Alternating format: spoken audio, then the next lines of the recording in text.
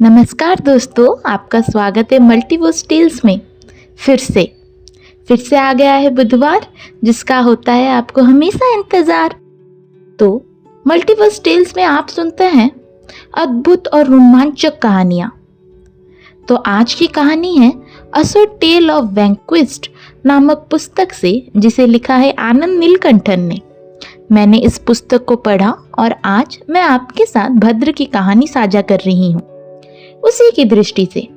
ये कहानी हमें असुरों के दृष्टिकोण से नई अंतर्दृष्टि देती है और एक अलग कहानी पेश करती है। तो जैसे कि पिछले बुधवार को हमने रावण की कहानी सुनी, उसकी दृष्टि से। अगर आपने अभी तक वो कहानी नहीं देखी तो मैं डिस्क्रिप्शन बॉक्स में उसका लिंक दे दूंगी, आप वो जरूर देख लेना।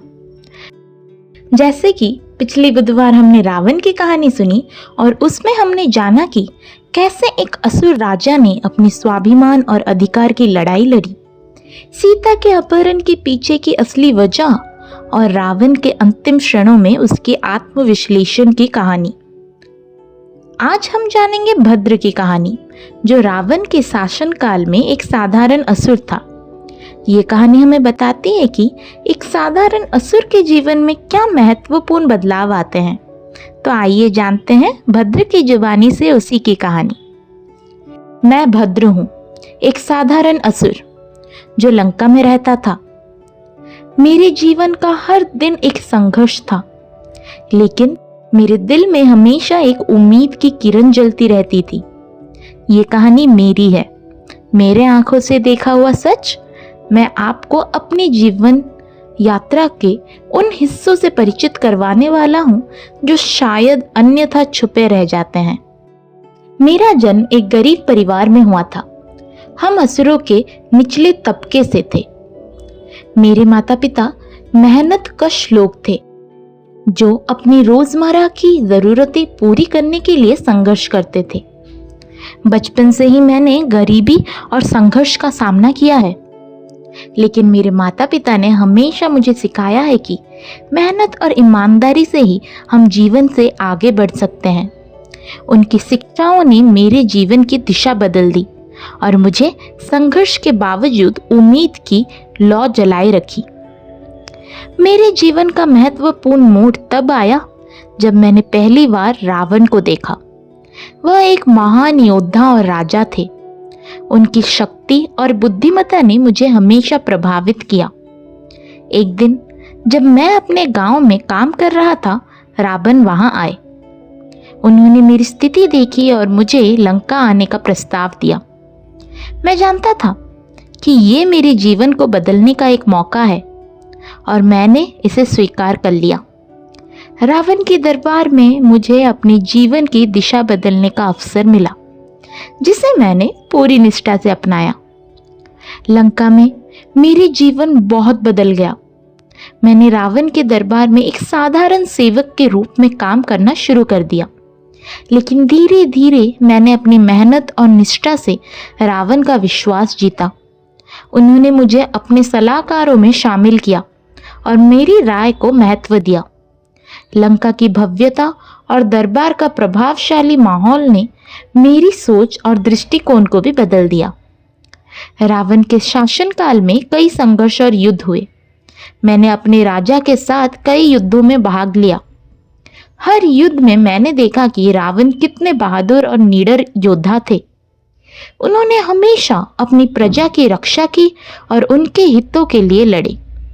इन संघर्षों ने मुझे सिखाया कि शौर्य और बलिदान का असली मतलब क्या होता है।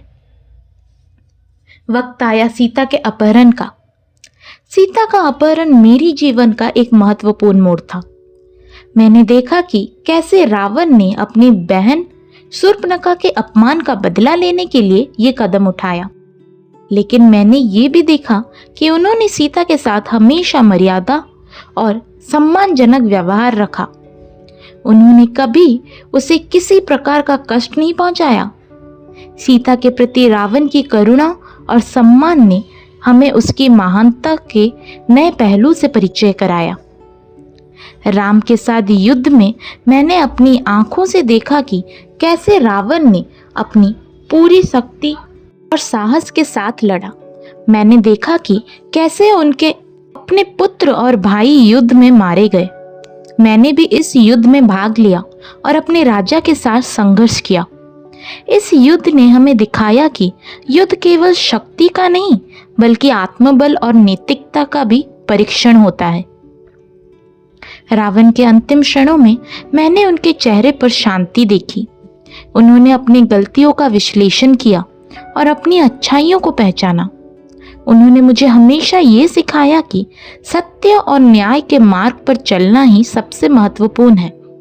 रावण के अंतिम क्षणों ने हमें उनके वास्तविक स्वरूप और उनकी अंतर्दृष्टियों को समझने का मौका दिया।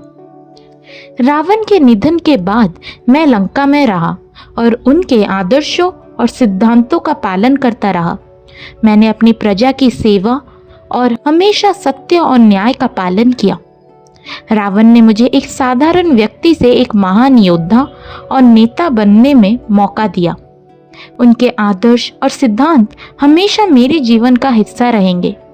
उनकी विरासत को संजोते हुए मैंने लंका के विकास में ही महत्वपूर्ण भूमिका निभाई। ये थी मेरी कहानी, भद्र की जुबानी।